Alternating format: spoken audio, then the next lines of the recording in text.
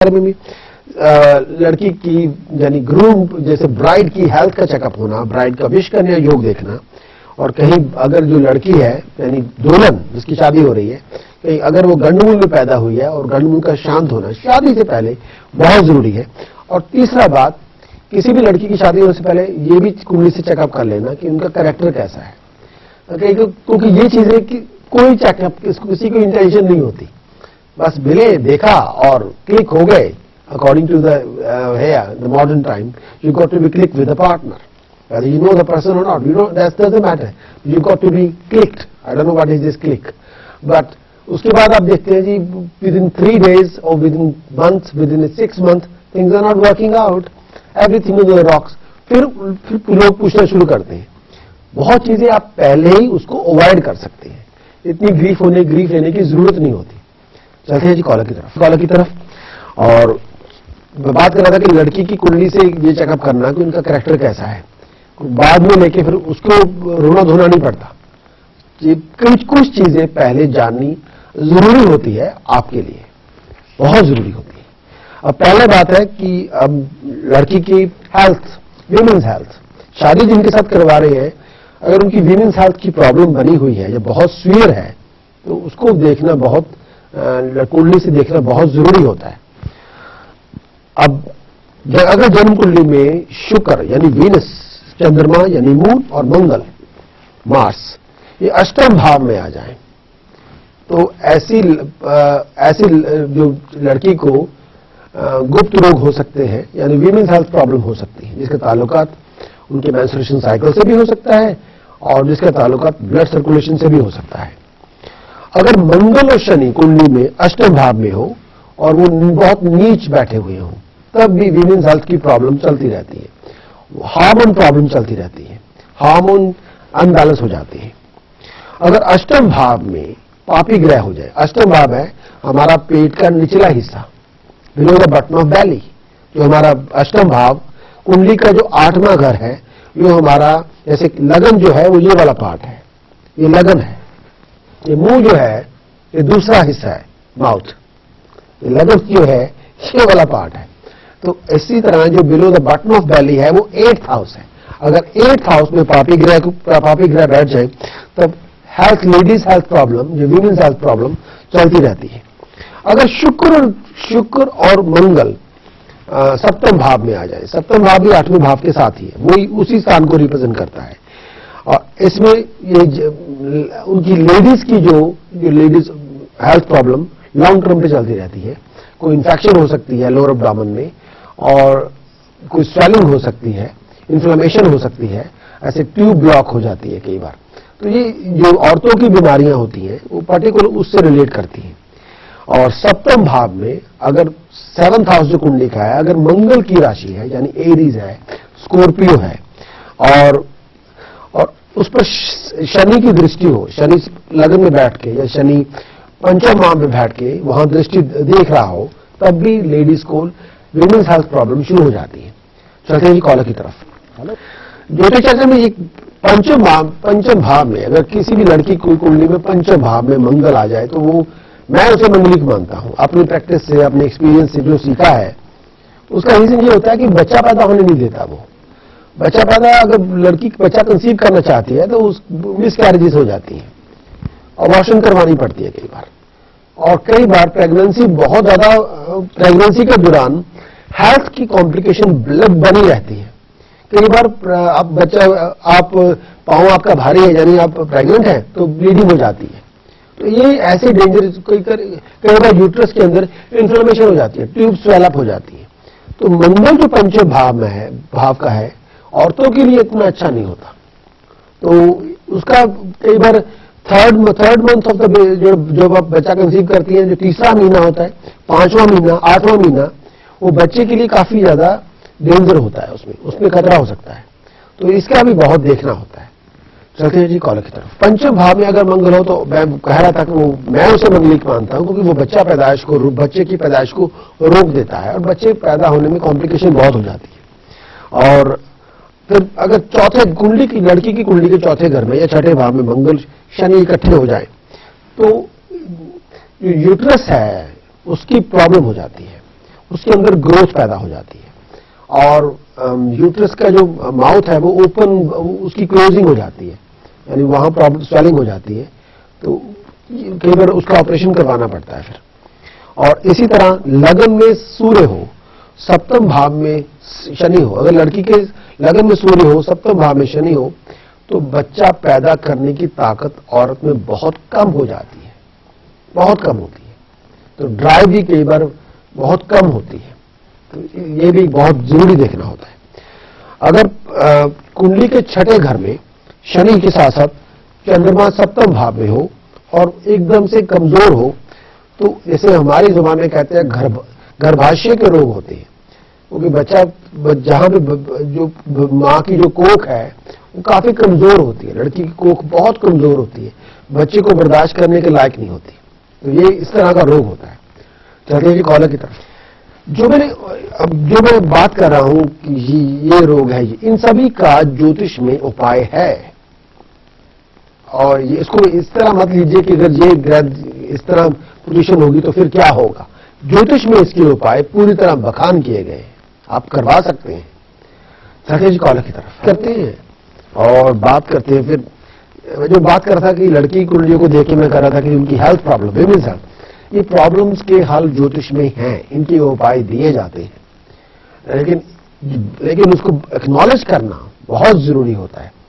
First of all बहुत लोग acknowledge नहीं करते, फिर अगर एक्नॉलेज नहीं करेंगे तो उसका कोई ट्रीटमेंट भी नहीं होगा, उसका कोई उपाय भी नहीं होगा, और फिर लोग उल्ट पुल्ट सी बातें करके वहम से डाल देते हैं और जो एकदम अंधेरा कर लेते हैं और बहुत अजीब अजीब किस्म की बातें शुरू हो जाती हैं जिसका ज्योतिष के साथ कोई दूर का भी ताल्लुकात नहीं होता।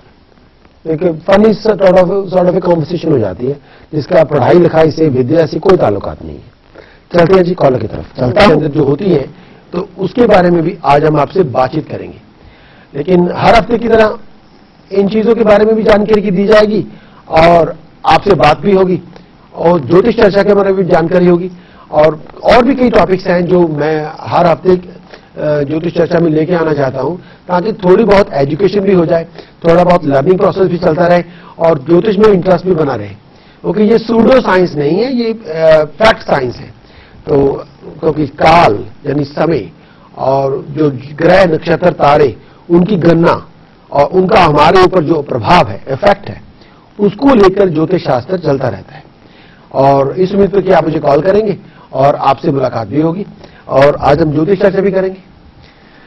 ज्योतिष चर्चा में हर हफ्ते में कोई ना कोई टॉपिक लेके आते हैं और पिछले कई हफ्ते से मैंने बात की थी विषकन्या योग के बारे में।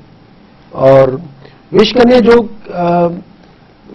लड़कियों के बीच में, लड़की कुंडली में देखना पड़ता है कि उनकी इंडिपेंडेंट कुंडली का चेकअप अगर करें तो विषकन्या योग अगर घटित हो रहा है तो ऐसी जो बच्चियां होती हैं अपने आप पे भी भारी होती हैं और ससुराल वालों की भी बहुत ज्यादा भारी होती हैं। अब मैं उसका विश्लेषण आपको हर एक तरह से करना चाहूंगा और थोड़ी काफी जार्गन होती है, लेकिन मैं जो कोशिश होती है कि जार्गन को ज्यादा ना इन्वॉल्व किया जाए और आपके साथ सीधी स्पष्ट बातचीत की जाए। किसी खास वार को पैदा हुई लड़की या किसी खास तिथि को पैदा हुई लड़की या किसी खास नक्षत्र यानी कॉन्स्टेलेशन में जन्मी हुई बच्ची को किसी विशेष ग्रह स्थिति से ऐसी जो लड़कियां बच्ची होती है वो विषकन्या ज्योतिष के मुताबिक कही जाती है। आजकल विषकन्या योग, जब विषकन्या के बारे में पुरातन ज्योतिष शास्त्र में जो प्रैक्टिस हुआ करती थी उसमें बहुत ज्यादा प्रचलन था। आजकल जो थोड़ा मॉडर्न हो गया है, कई लोगों को इसके बारे में जानकारी बिल्कुल नहीं है, कोई लोग इसको ज्यादा देखते भी नहीं है और काफी लोग को इसके बारे में पता भी नहीं है। चलिए जी अपने कॉलर की तरफ है और बात करते हैं ज्योतिष चर्चा के बारे में। मैं विषकन्या के बारे में, विषकन्या जो भी अगर किसी की शादी विषकन्या से हो जाए तो ऐसी जो लड़की होती है परिवार के लिए भी भारी है, अपने लिए भी भारी है। कई बार बच्चे का जन्म नहीं होता, बहुत मुश्किलें होती हैं और घर में शादी के बाद ससुराल वालों के घर में इस तरह के हालात हो जाती है, ऐसे बहुत बड़ा क्राइसिस शुरू हो जाता है। दुख, तकलीफें, मुश्किलें, बहुत किस्म की कॉम्प्लिकेशन शुरू हो जाती है और कई बार वो कॉम्प्लिकेशन खत्म होने को नहीं आती। इसी वजह से ज्योतिष शास्त्र में इसको विषकन्या कहा जाता है। यानी पति के पूरे परिवार के लिए अनिष्ट का कारण बनती हैं, यानी दुख तकलीफ ग्रीफ लेके आ जाती हैं उनके मुकद्दर की तरफ से। अब विष कन्या किस तरह है, हमें बार बार कहा हूं, किसी खास वार, खास तिथि और खास नक्षत्र में जन्मी हुई बच्ची ही विष कन्या मानी जाती है। पहला जो एग्जाम्पल है, तो एक महीने के अंदर अगर मान लीजिए 30 दिन है, तो 30 दिनों को 2 पार्ट्स में डिवाइड किया हुआ है, शुक्ला पक्ष और कृष्णा पक्ष। अब 15 दिन शुक्ला पक्ष के हैं, 15-16 दिन ऐसे कृष्णा पक्ष के हैं। यानी शुक्ला पक्ष और शुक्ला पक्ष में या कृष्णा पक्ष की द्वितीय तिथि, दूसरी जो डेट है, और शनिवार दिन हो और अश्लेषा नक्षत्र में पैदा हुई बच्ची विष कन्या योग लेके आती है। कृष्णा पक्ष की या शुक्ला पक्ष की द्वितीय तिथि या दूसरी जो तिथि में बच्ची पैदा हुई हो और दिन हो शनिवार का और अश्लेषा नक्षत्र साथ में हो, तो ऐसी बच्ची विष कन्या योग लेके आती है। चलते हैं जी कॉलर की तरफ। ज्योतिष में बात कर रहे थे विष कन्या योग के बारे में। अगर किसी का जन्म, किसी बच्ची का जन्म शुक्ला पक्ष या कृष्णा पक्ष की सप्तमी यानी 7वीं जो तिथि है उसमें हो जाए और दिन मंगलवार का हो और विशाखा नक्षत्र में बच्ची का जन्म हुआ हो, तब भी वो बच्ची विष कन्या योग लेके आती है। तो ऐसी बच्ची की अगर शादी किसी के साथ हो जाए तो ससुराल वालों का काफी क्राइसिस सिचुएशन होती है, बहुत नुकसान हो सकता है, बड़ी प्रॉब्लम्स हो सकती है। घर के अंदर शादी के बाद हालात बहुत ज्यादा खराब हो सकते हैं। अब तीसरी जो सिनारियोज है वह इस तरह की है कि अगर किसी बच्ची का जन्म शुक्ला पक्ष या कृष्णा पक्ष की 12वीं तिथि को हो जाए और दिन संडे का हो और शतभिषा नक्षत्र हो, संडे का दिन हो, जो कॉन्स्टिलेशन हो या नक्षत्र जिसे हम कहते हैं, उस नक्षत्र में वो जन्म ले ले, शतभिषा नक्षत्र में पैदा हुई हो, तो ऐसी बच्ची भी विष कन्या योग लेके आती है। और अगर ग्रह स्थिति के अनुसार विष कन्या योग देखना हो तो जन्म कुंडली अगर देखी जाए तो लगन में शनि हो, पंचम भाव में सूर्य हो, यानी लगन में शनि हो, पंचम भाव में सूर्य विराजमान हो और 9वें घर में मंगल विराजमान हो जन्म कुंडली की, तो ऐसी बच्ची की ग्रह स्थिति के मुताबिक ऐसी बच्ची विष कन्या योग लेके आती है। और दूसरा एक सिनारियो है जो हमारी जन्म कुंडली को लेकर सिचुएशन इस तरह से है कि लगन में एक बलवान पापी ग्रह बैठा हो, पापी ग्रह हो लेकिन बहुत ही ताकतवर पापी ग्रह हो, और उसके साथ एक शुभ ग्रह भी हो, लेकिन छठे घर में, कुंडली के छठे घर में 2 पाप ग्रह बैठे हो, तो ऐसी बच्ची भी विष कन्या योग लेके आ जाती है। तो आमतौर पर विष कन्या योग जो जिन बच्चियों को होता है, ऐसी जो लड़कियां होती हैं, बच्चियां होती हैं, वो बहुत दुखी रहती हैं, बहुत परेशान होती हैं। शादी के बाद सुख नाम की कोई चीज नहीं होती, always hurt, always going to grief, बहुत दुख संकट की घड़ी होती है, यानी हर वक्त चीखते चिल्लाते रोते पीटते रहना, बहुत परेशानी होती है। धनहीन कहा गया है, पैसा नहीं होगा, जब पैसे की कोई सपोर्ट नहीं होगी। संतान सुखविहीन कहा जाता है, औलाद का सुख नहीं होगा। जैसे जिंदगी में पति की भी सपोर्ट नहीं होती, चलते हैं जी कॉलर की तरफ। और संतान सुख नहीं होता, पति का सुख भी नहीं होता, पैसे की स्टेबिलिटी भी नहीं होती, फैमिली सपोर्ट भी नहीं होती, हर टाइम ग्रीफ की लाइफ होती है, दुख होता है, और ससुराल वालों के घर का माहौल बहुत खराब हो जाता है। तो विष कन्या योग ये सब चीजें लेके आ जाता है। अब विष कन्या योग किस तरह भंग किया जाता है जन्म कुंडली में अगर देखा जाए, किसी ऐसी जो ग्रह दशा की बात की है, अगर इस ग्रह स्थिति से या ऊपर की जो मैंने पहले जो बातें की हैं, इस तरह से विष कन्या योग भंग किया जा सकता है। अगर जन्म कुंडली में सप्तम भाव में शुभ ग्रह के साथ हो, तो विष कन्या जो सप्तम भाव यानी 7th हाउस का जो लॉर्ड है, सप्तम भाव जन्म कुंडली में मैरिज का हाउस है। 7th हाउस यानी जन्म कुंडली हाउस ऑफ मैरिज और हाउस ऑफ बिजनेस पार्टनरशिप।